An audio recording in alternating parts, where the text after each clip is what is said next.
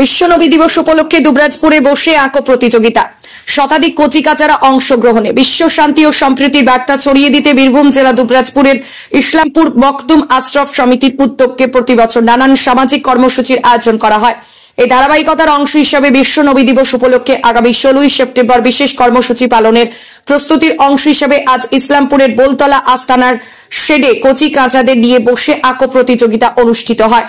প্রতিযোগিতা দুবরাজপুর ও ইসলামপুরের শতাধিক শিশু অংশগ্রহণ করেন।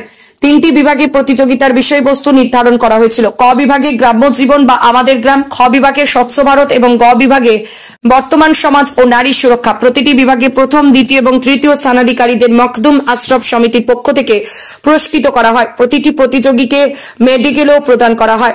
অনুষ্ঠানে উপস্থিত ছিলেন গবেষক ইমতাজ আলী, অঙ্কন শিক্ষক তারক হাজরা ও স্বপন দাস বৈষ্ণব সহ মখদুম আশরাফ সমিতির অন্যান্য সদস্যরা।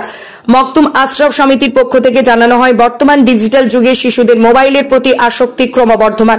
খেলাধুলা ও সৃজনশীল কাজে তাদের মনোযোগ বাড়াতে এবং উৎসাহিত করতে প্রতিযোগিতার আয়োজন করা হয়েছে। দুবরাজপুর থেকে শেখ অলি মোহাম্মদের রিপোর্ট, জনকণ্ঠ টিভি নিউজ। এখানে তাকাও বাবু, এখানে তাকাও, এখানে একবার, এদিকে একবার, ঠিক আছে।